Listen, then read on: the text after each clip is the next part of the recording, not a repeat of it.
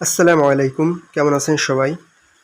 আজকে আমি দেখাবো আমার কোয়েল পাখি এবং টাইগার মুরগিগুলোকে আমি কিভাবে পানি দিই। আর এখন আমি কি কি ঔষধ তাদেরকে খাওয়াচ্ছি, এখন হচ্ছে রাত, কি কি ঔষধ তাদেরকে দেব সেটা আমি আপনাদেরকে দেখাবো ইনশাআল্লাহ।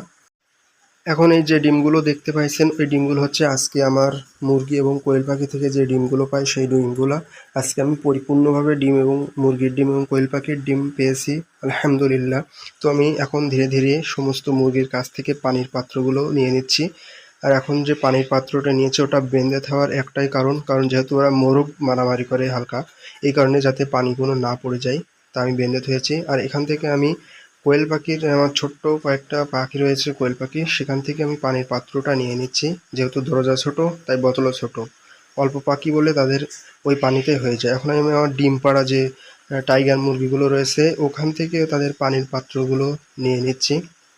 তাদের পানিও প্রায় শেষ হয়ে গেছে, এখন আমি আস্তে আস্তে সব কয়টার পানি নিয়ে নিচ্ছি। আর এখন যে এগুলো হচ্ছে আমার ডিমের কোয়েল পাখি, এরা ভিতরেই পানি দেয় বোতলে। বোতল হচ্ছে খোলা যায়, খুলে বোতল পরিষ্কার করে আবার নতুন করে পানি দেওয়া যায়।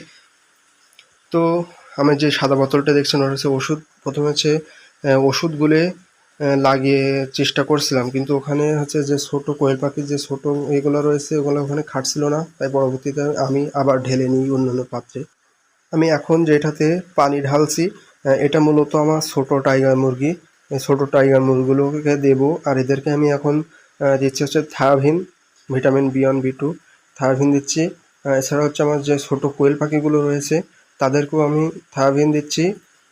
কিছু একটু বড় কোয়েল পাখি রয়েছে তাদেরকেও থায়াবিন দিচ্ছি। এখন আমি কোয়েল পাখি এবং ছোট মুরগিগুলোকে থায়াবিন চালাচ্ছি। আর এখন যে পাত্রটি এটা হচ্ছে আমার বড় টাইগার মুরগির পাত্র।